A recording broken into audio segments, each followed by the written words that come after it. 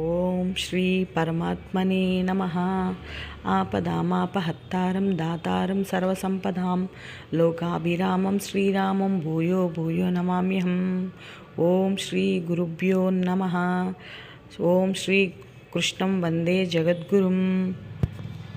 హే ప్రభు యోగేశ్వర, నీ జగద్రూపమును చూడడానికి నేను సమర్థుడనని నీవు తలిస్తే దయచేసి ఆ అపరిమితమైన విశ్వరూపమును నాకు చూపవలసింది.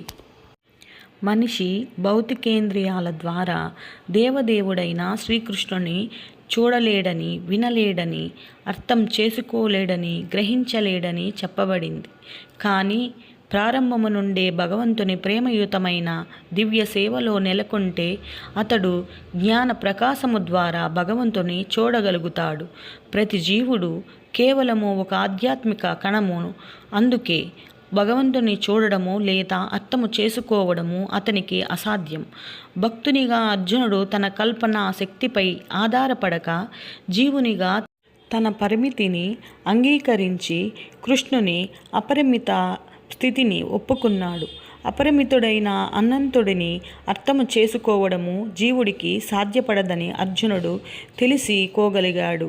అనంతుడు స్వయంగా తనను వెల్లడి చేసుకుంటే అనంతుని అనుగ్రహంతో ఆ అనంతుని స్వభావం అర్థం చేసుకోవడము సాధ్యపడుతుంది. భగవంతుడు అచింత్యమైన శక్తి కలవాడైన కారణంగా యోగేశ్వర అనే పదము కూడా చాలా ముఖ్యమైనది. తాను అనంతుడైనప్పటికీ తనకు ఇష్టమైతే అతడు దయతో తనను వెల్లడి చేసుకోగలుగుతాడు. అందుకే శ్రీకృష్ణుని అచింత్యమైన అనుగ్రహాన్ని అర్జునుడు వేడుకుంటున్నాడు. అతడు శ్రీకృష్ణునికి ఆదేశాలు ఇవ్వడం లేదు.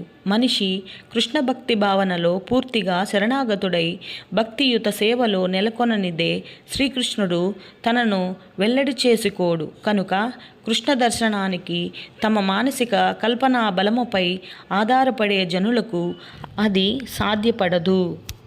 ఇంతవరకు తాత్పర్యం చెప్పుకున్నామండి. ఇప్పుడు శ్లోకము.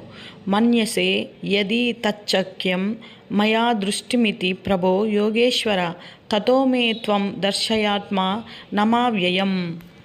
శ్రీమద్ భగవద్గీత 11వ అధ్యాయము 4వ శ్లోకము సంపూర్ణం. అత కృష్ణార్పణమస్తు.